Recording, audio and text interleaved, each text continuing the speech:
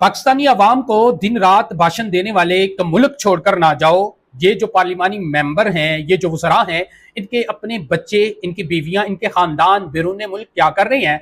नाज़रीन किराम, एक इंतहाई अहम रिपोर्ट सामने आई है और उसमें जो इंकशाफात किए गए हैं वो मैं आप लोगों के साथ शेयर करने जा रहा हूँ। एक सीनियर साफ़ी हैं जी, जाहिद साहब, उन्होंने एक रिपोर्ट सामने जो है वो लेके आई हैं और उसमें ये इंकशाफ हुआ है कि मौजूदा हमारा जो पार्लिमान है, इसके मौजूदा पार्लिमान के 3 मेंबर हैं, उनके बच्चों ने बैरून मुल्क असाइलम के लिए अप्लाई किया है। इसके साथ उनका मजीद ये भी कहना है कि एक जो पार्लिमानी अफीसर हैं, आला पार्लिमानी अफीसर हैं, उनके पूरे खानदान ने स्विट्जरलैंड में असाइलम के लिए अप्लाई किया है। इसके साथ मजीद उनका यह भी कहना था कि हमारे मुल्क के 2 साबिक वज़ीर आज़म, 3 साबिक वज़ीर आला, 2 साबिक स्पीकर और 5 साबिक और 1 मौजूदा वफाकी वजीर के जो बच्चे हैं वो भी बैरून मुल्क जो कारोबार कर रहे हैं।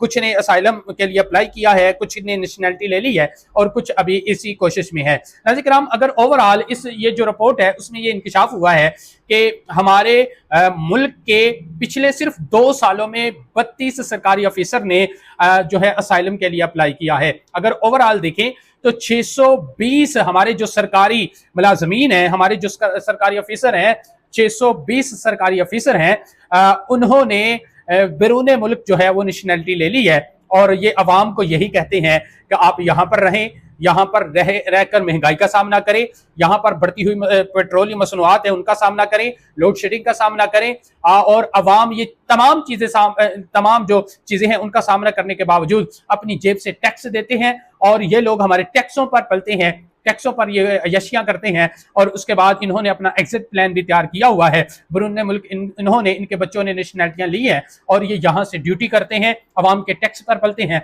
और फिर बैरून मुल्क चले जाते हैं। आप लोगों की इस बारे में क्या राय है? कमेंट्स में अपनी आरा का इजहार जरूर करें।